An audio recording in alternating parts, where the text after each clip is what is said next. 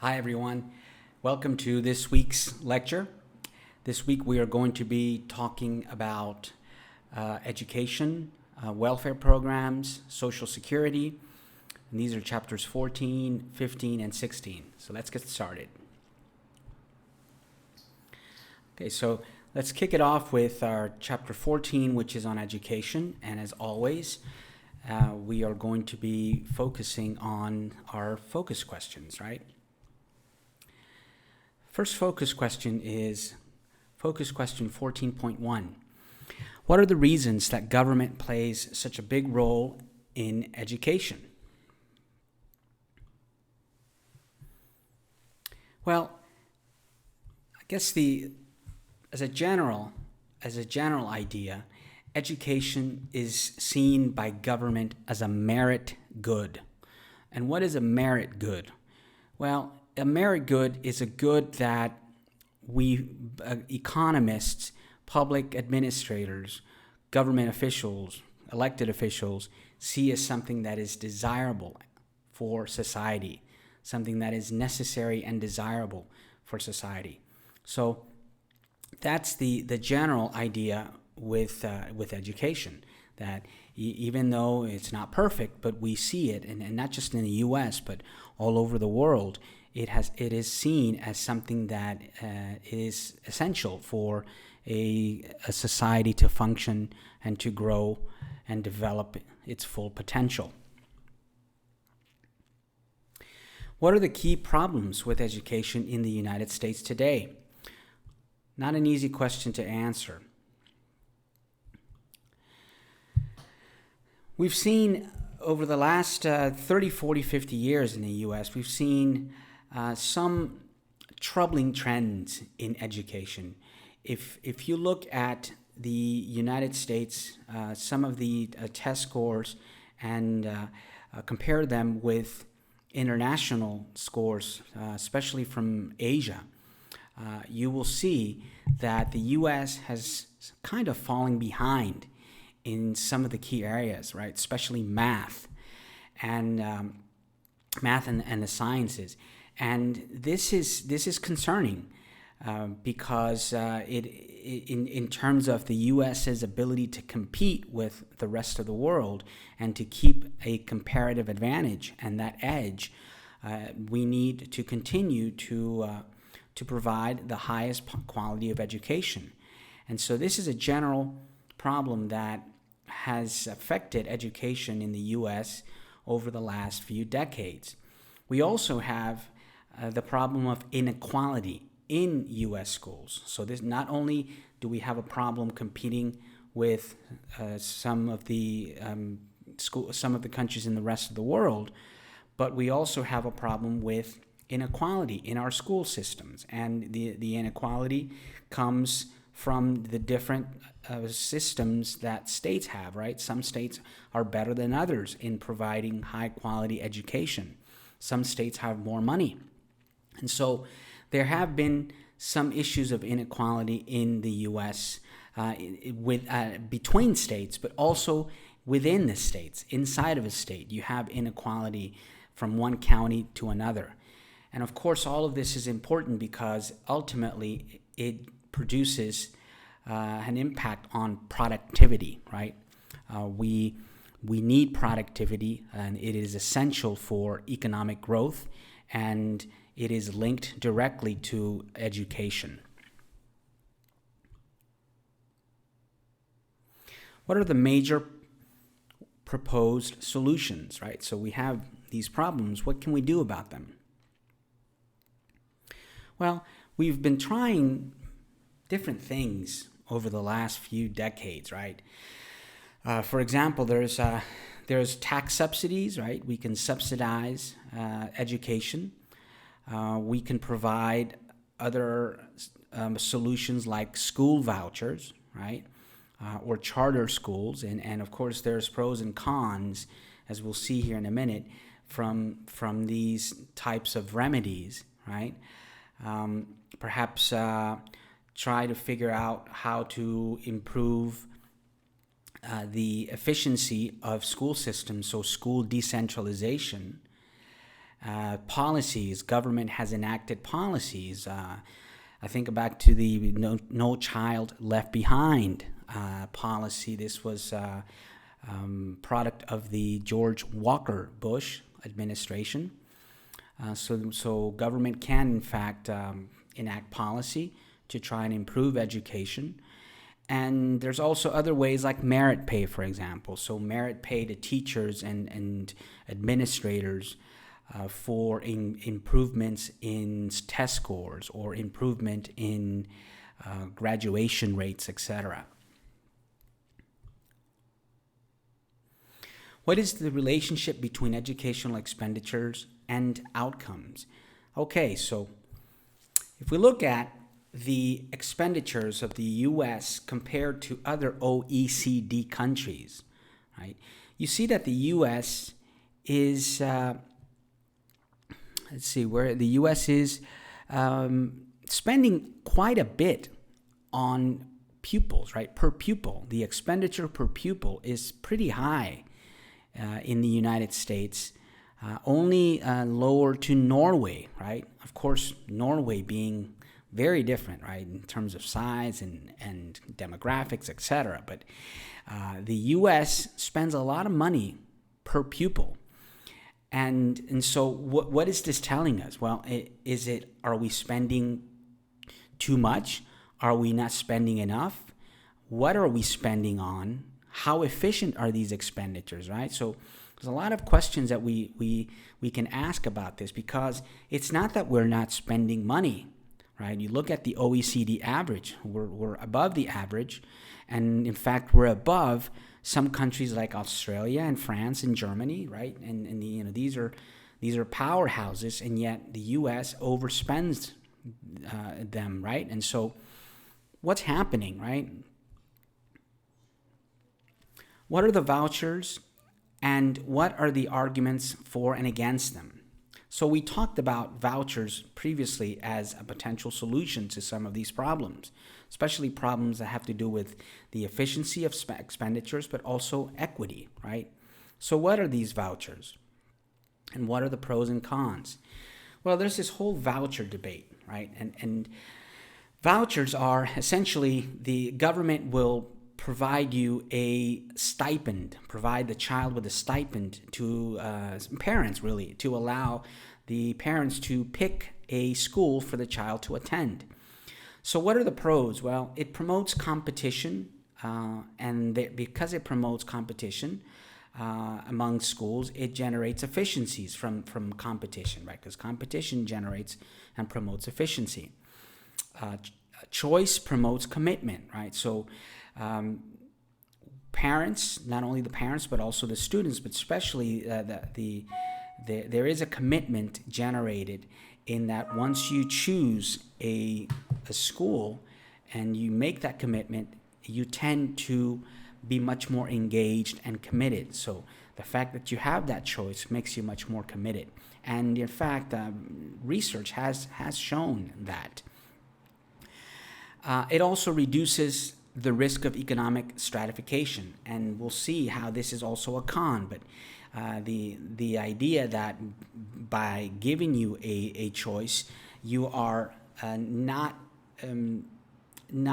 limiting a child in a particular county or area of a state to have to go to a specific school, because that's the school that is mandated by the county, by the school board or the county. Instead, you give the child an opportunity to attend better schools, right, outside of the area or outside of the school board designated school. But there are cons, right? And of course, these are arguments. And so there's going to be arguments on both sides, because this is also a political issue. And one of the cons is that the conditions that make competition work are not satisfied. Okay, and of course, you can make this argument because what generally happens is not all the competition is not providing improvements across the board. It's only certain schools and certain districts that are actually improving from that competition. Will result in more social and economic stratification. So even though this is a pro, right, some argue that vouchers will actually improve that. Others argue that vouchers actually promote greater stratification, because what they essentially do is they will leave some of the public schools that unattended and underfinanced. And what you're going to have is you're going to end up with second-class citizens, if you will.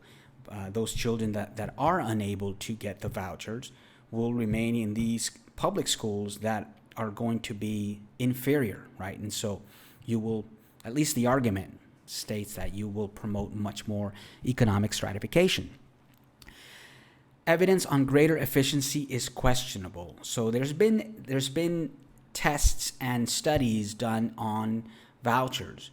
Do they actually improve test scores? Do they actually improve commitment and say, for example, attendance? And there's studies on both sides, and certainly politics plays into these studies and who promotes them. But there is some evidence that suggests that students, voucher students, are not necessarily doing better in tests, right?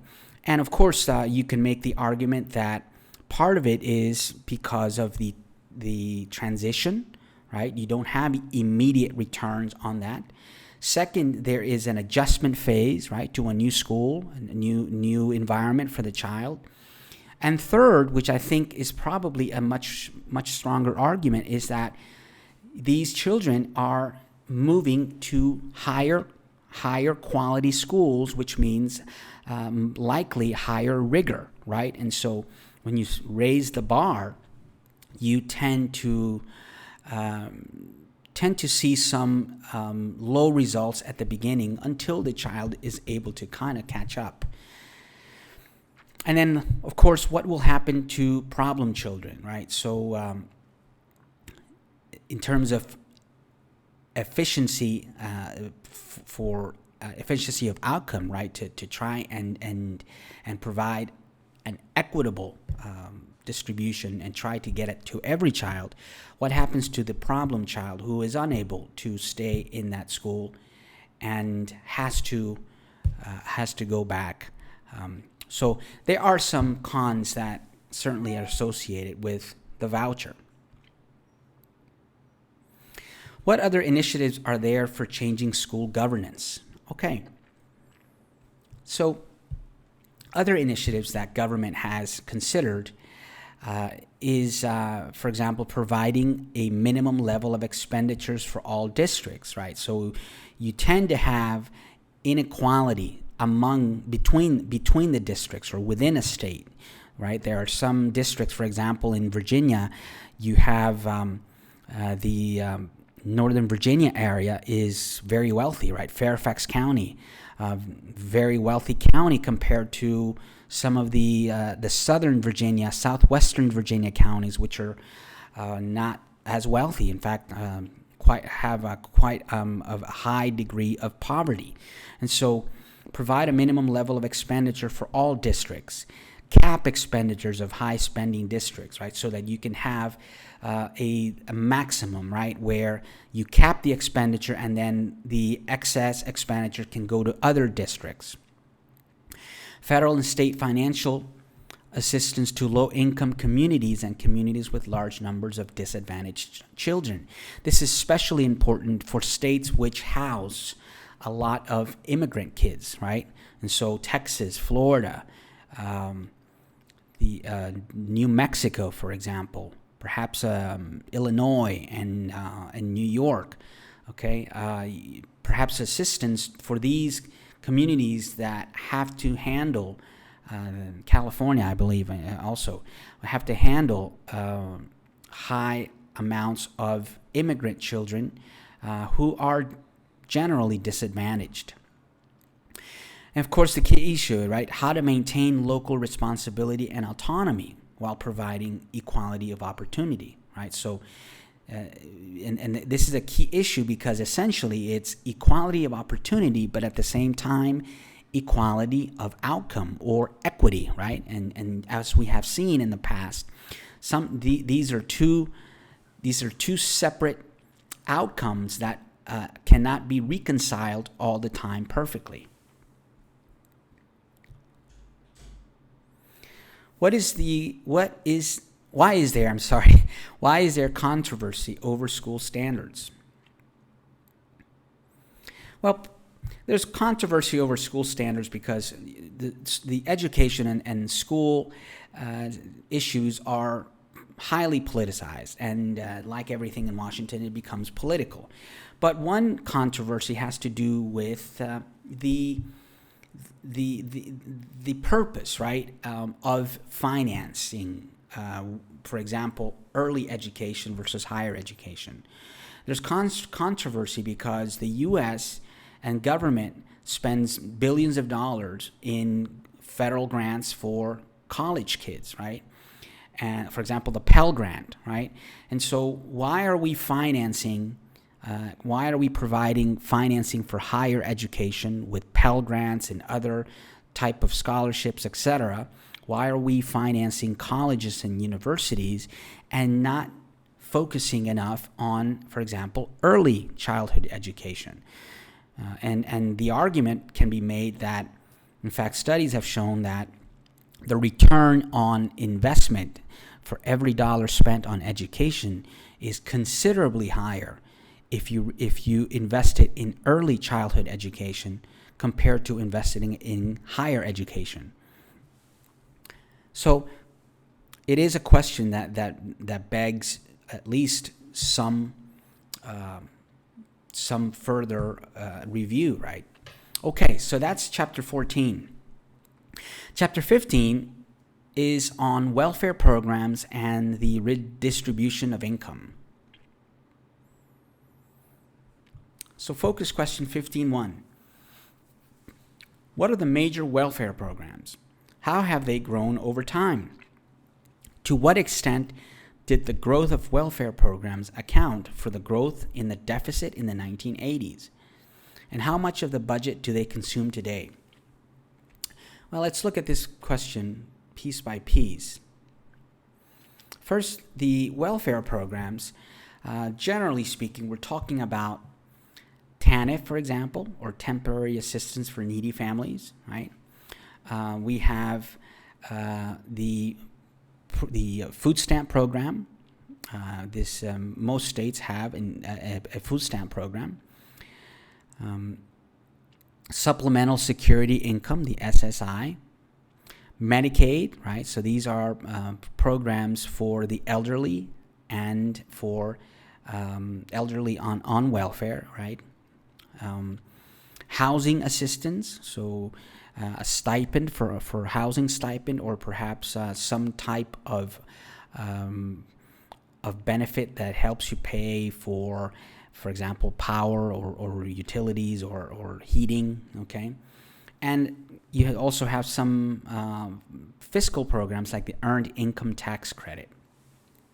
So these are generally the programs that we think about when we talk about welfare programs. What are the dimensions of the poverty problem in the United States, and how has it changed over time? So the U.S. has been affected by poverty for many decades. In fact, poverty is a problem of the American experience, the American history, right? If we look back at the 19th century, we look back into our history and see that poverty was a huge problem in the U.S. in the major cities, right? We had waves of immigrants, and of course, a system that was not able to provide for everybody and lacked the financial, the institutional, the organizational capacity to handle these great waves of immigrants and the growing country, right? Obviously, it's going to create problems of poverty. And we saw this become even worse at the end of the 19th century and into the 20th century with the waves of immigrants coming in the early 20th century. And it hasn't stopped. It hasn't stopped because of the growth of the country, the changing demographics, and for one reason or other, the income disparities that have been created in the United States. So what are the dimensions of poverty? Well, as I said, poverty is a complex problem. But if we look at, for example, we look at the poverty rate, right? And this is how you measure poverty. So anytime you think about poverty, if you're researching poverty, the first place to look at is to look at the poverty rate, okay, and see how that is trending. Is it downward? Is it upward? Right? Chances are you're going to find that poverty is not going away, right? And you see another dimension is looking at real wages, right? And so while wages might be increasing in many areas and in many sectors, you don't see that increase across the board. Real wages have to do with inflation too, right? Because you have nominal wages, and then when you take into account inflation, you arrive at real wages. And so the idea that wages are increasing is not sufficient to say that we are better off, because we have to take into consideration inflation and how much inflation eats away, especially for the poor, eats away at their ability to meet their needs. Globalization has not helped poverty in the United States, right? Because while globalization has opened up tremendous opportunities for growth for many sectors and many individuals in the U.S., it has not had the same impact on the very poor, right? In fact, it has exacerbated the problems of the poor and those who were right above the poverty line in the U.S., because what's happened is many of these individuals lost their jobs to globalization, right? To firms moving out, to industries going under, shutting down. And so a lot of people that were able to meet their needs saw themselves unable to do so because of changes and trends in globalization. Of course, the great tragedy here is the children in poverty.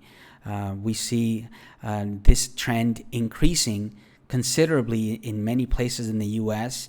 One area that I know personally is Appalachia. The poverty that exists in that region in Virginia, Appalachia, is tremendous. It almost resembles third world countries. And so many children are affected by poverty in the United States. And of course, the demographics of poverty in general, right? So not only the children, but is poverty affecting whites? Is it affecting blacks? Is it affecting Hispanics? Is it affecting, who is it affecting, right? The elderly? Is it affecting older folks, younger folks, right? So we look at the demographics of poverty, and that will give us a better idea of what's really happening with poverty, right? If we are seeing more young individuals falling into poverty, then that is a sign of something wrong with the labor market, perhaps. If we are seeing more older individuals falling into poverty, then that is also a sign of these individuals being unable to meet their needs, even with the government assistance from Social Security or welfare programs, right? So depending on the demographic, you will get a better idea of the dimensions of poverty in the U.S. Okay, focus question 15.3. What is the effect of welfare programs on labor supply? So what effect the effect of welfare programs on the labor supply and what other distortions are associated with welfare programs. Well, the impact on labor supply has to do with this inverse relationship between income and benefits. Okay, why? Because income is a criteria for eligibility, right? Those that fall under a certain level of income qualify for welfare programs.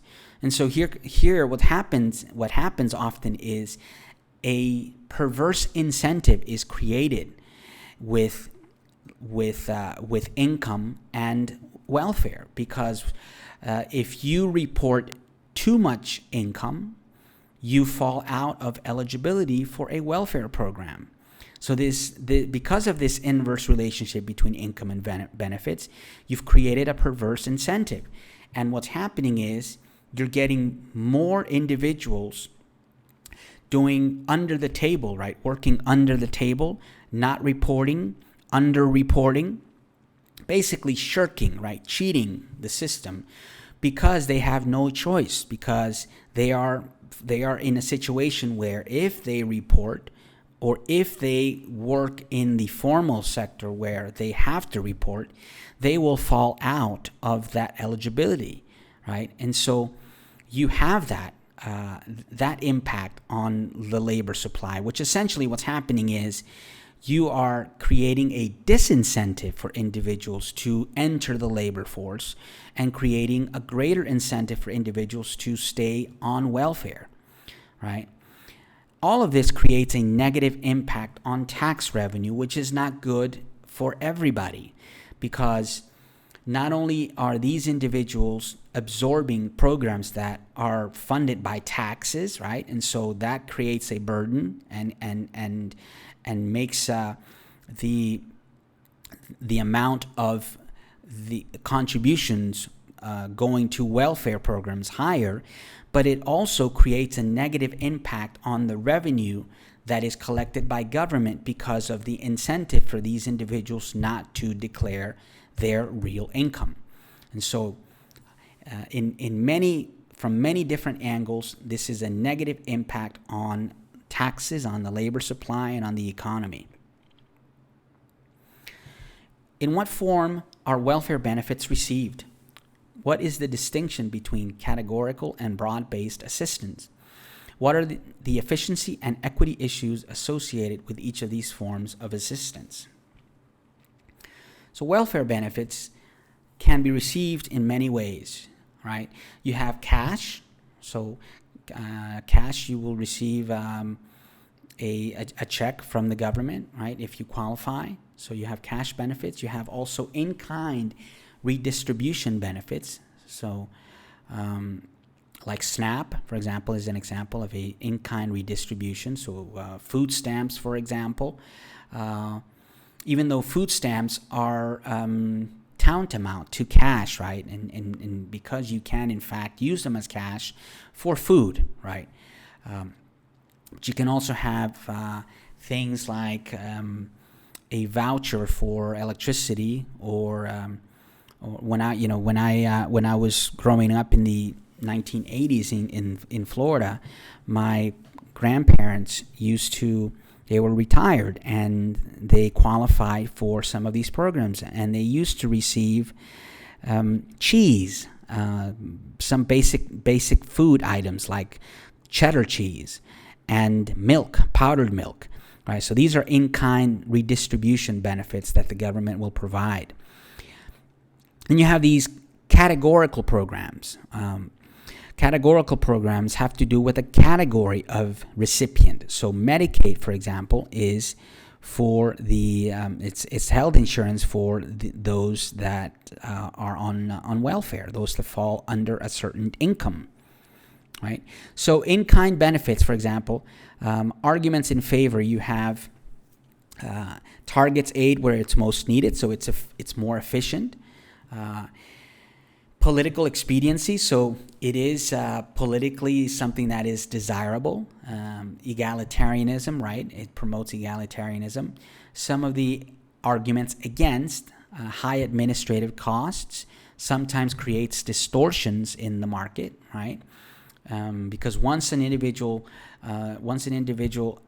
is eligible for it, he or she will continue to receive these, and perhaps at some point that individual will no longer need them, and so you can have some distortions. Rules exacerbate distortions, right? So SNAP, for example, encourages consumption of housing. Ineffective often do not significantly increase expenditures on desired items like food, right? And the general idea is that, or the general argument against is that it is paternalistic. It's this idea that government knows best what's best for you. And sometimes that is not the case, right? And so that has been something that has been challenged by individuals and politicians for many years. What has been the impetus for welfare reform, right? We're trying to figure out ways to improve our welfare programs. So what has been that impetus? What have been the major reform proposals? What were the major components of the 1996 welfare reform bill? And what have been the consequences, right? Lots of hard questions here, but generally speaking, right, welfare reform is the impetus. The idea is to change behavior or to impact behavior, to create a culture, right? Because what's happened is that welfare historically for a while was creating these connotations, these negative connotations about it, and those individuals that were in welfare were seen as not as second-class citizens, for example, right? Were looked down upon, and welfare became this really bad. It's almost like a scarlet letter, if you will, for society, and that did not help in creating the right incentives for those individuals who were on welfare. And so to try and change that perception of welfare, and not as a permanent situation, but rather temporary situation, the government decided to figure out a way to change that, right? To simplify and integrate welfare programs. For example, make work pay, and even things like a negative income tax proposal, which in fact Milton Friedman talked about at one point, the economist Milton Friedman, about perhaps thinking about that as a better solution, which would give people the right incentive, right, to change behavior. A negative income tax is nothing more than the government sending you money. So instead of having the government provide you with a housing, right, public housing, or the government giving you food stamps, why not the government just sending, say, for example, those individuals that qualify $1,000 a month per person, or $2,000 a month, and then have each individual or each family recipient decide how to best invest that and use that. Well, that would give individuals a greater choice, greater responsibility, and perhaps it would create this behavioral change, that it would instill some kind of a commitment to trying to use that money in the best and most efficient way, and the most desirable way for themselves, but also for society. President Bill Clinton was one of the key promoters of welfare reform, going back to 1996, with his Personal Responsibility and Work Opportunity Act, known also as PROWORA, right? And the idea for the PROWORA Act was to pretty much generate that incentive, right? Not to see welfare as a final permanent solution and that you're entitled to, but rather to look at welfare as a help, as a temporary and limited assistance for those individuals that qualified, and also to create this movement from welfare to work. That was the idea, right? This is not a permanent solution for you, and you cannot stay on welfare forever. Rather, welfare is going to help you get back on your feet and back to work. The government also thought about other ways, other form of reform, and for example, giving block grants to the states. So the states then decided how to best allocate those monies to help their citizens get back on their feet and get themselves back to work. Okay, chapter 16, social insurance.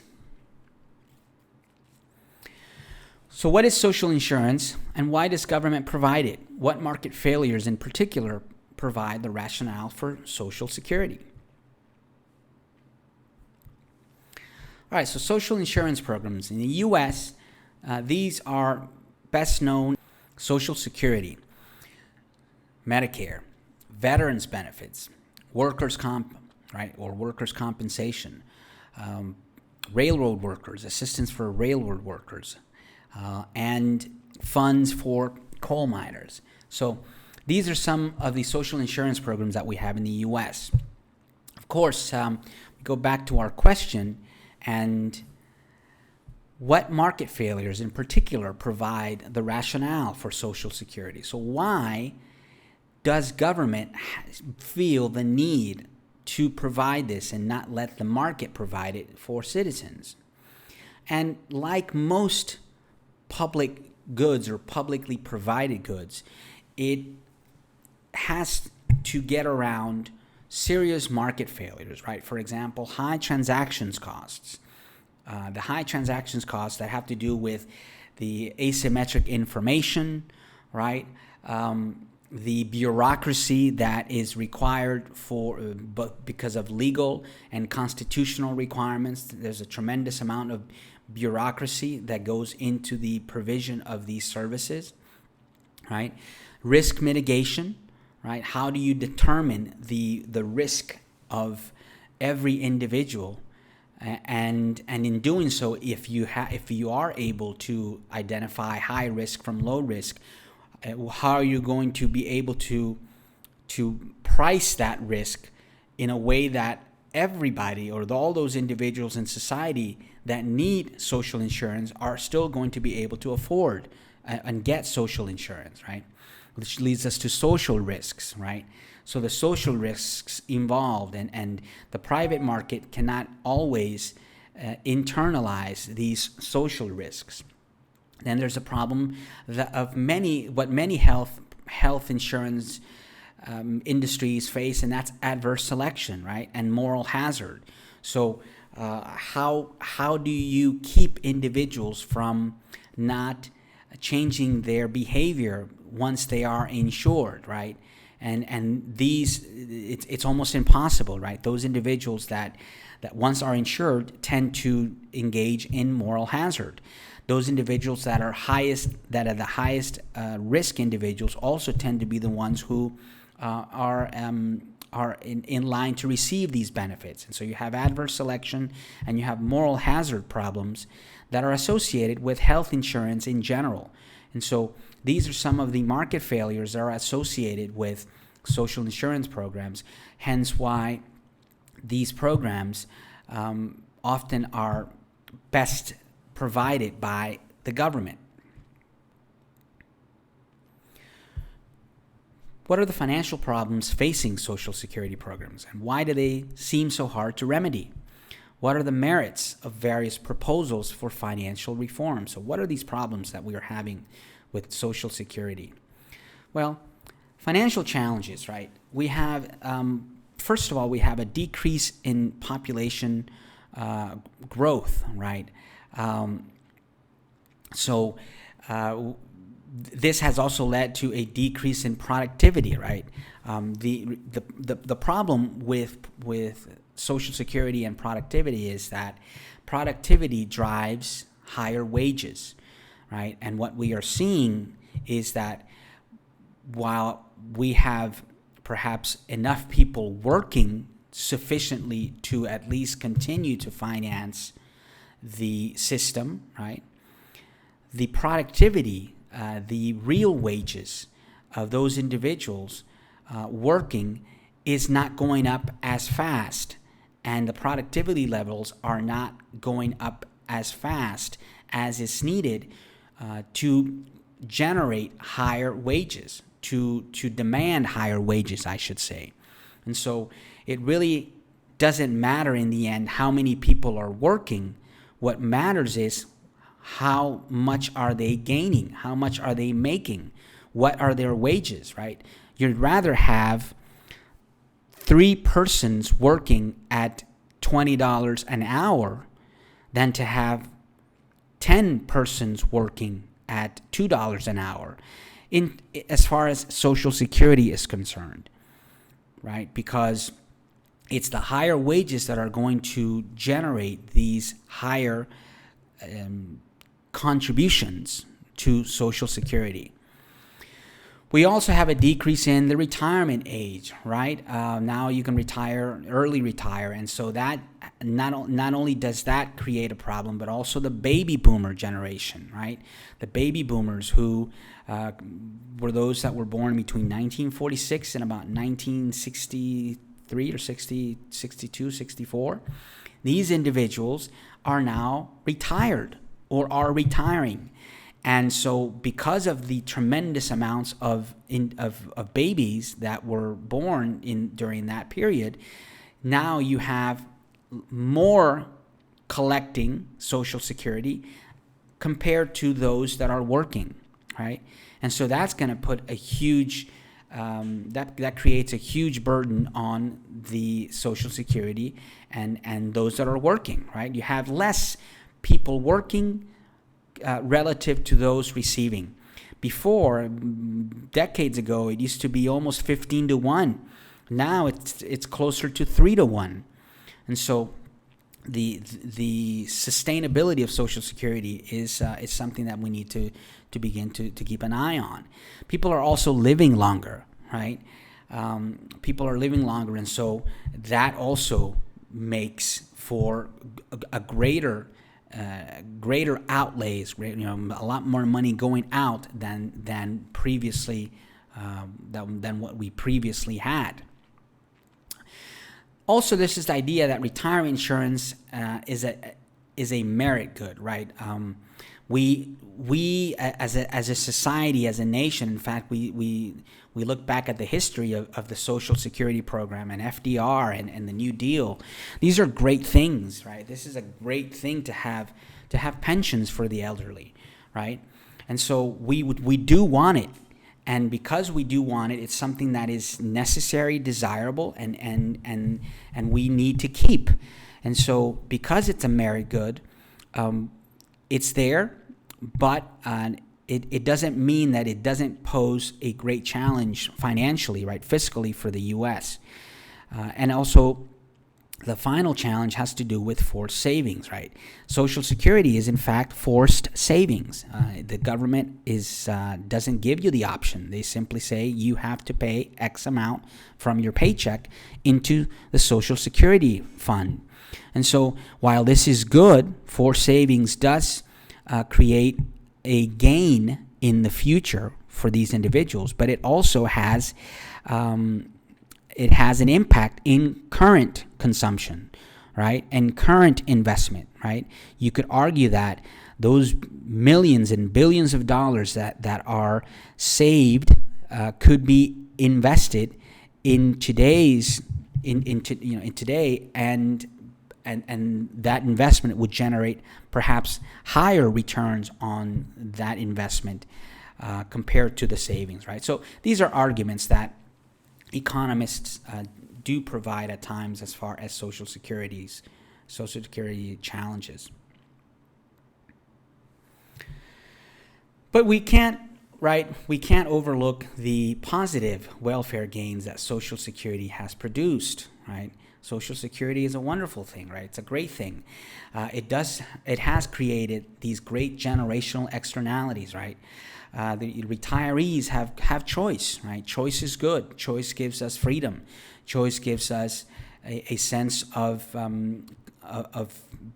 well-being, belonging, and these retirees are now able to continue living a high quality life, right? Enjoying their retirement years, and engaging in activities that generate welfare and happiness, right? And so choice is important. These cross-generation externalities are important because they not only help the individual that is benefiting from the Social Security, but also their children and their grandchildren, right?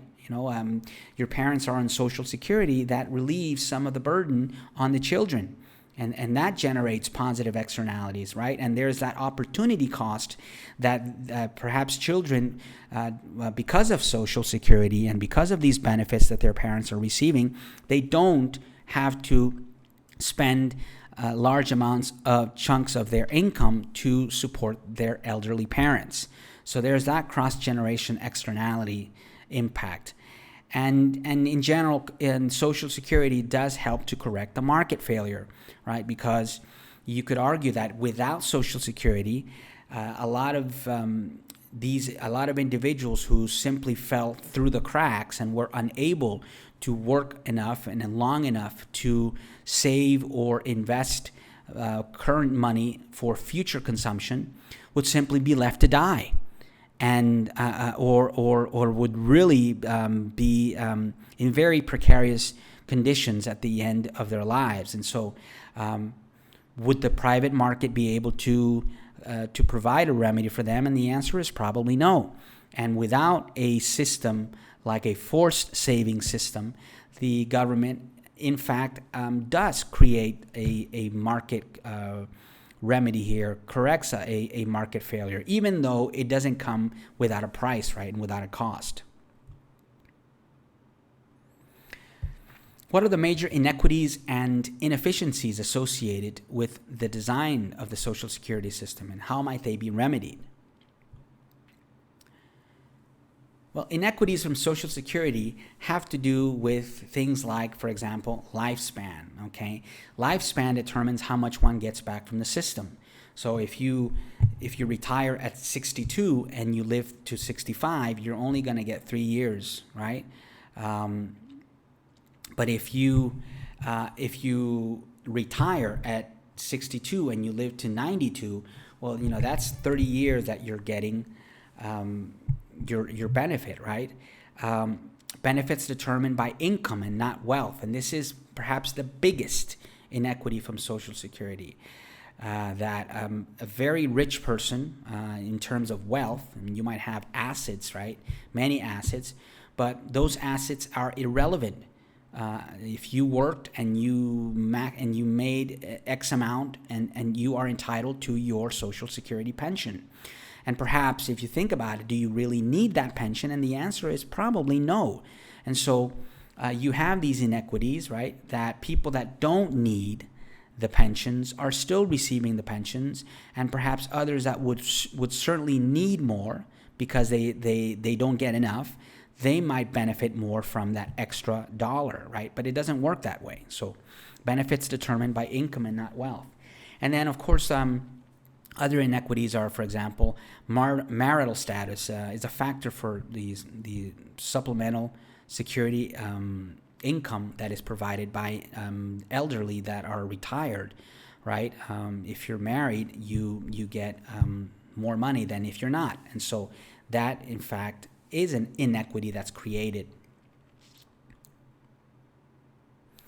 How does the U.S. Social Security system compare with government pension programs in other countries?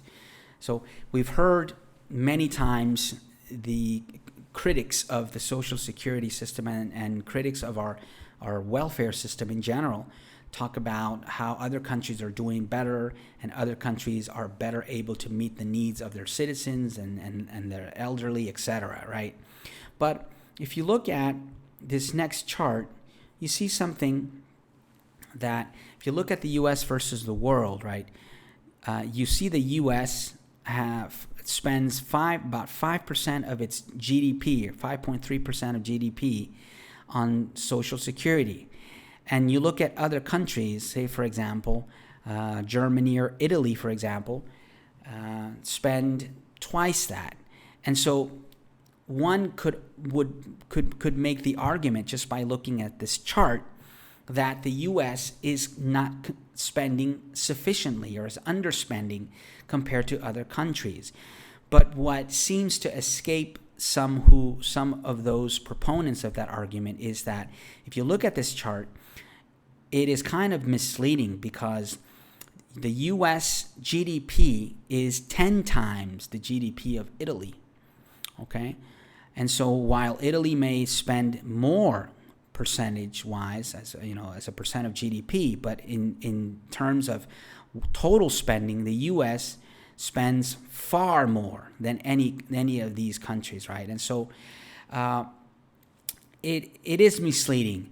And another argument that is sometimes overlooked is the difference in the type of country that the United States is relative to these other countries, right? And by that I mean that the U.S. has a special position in the world.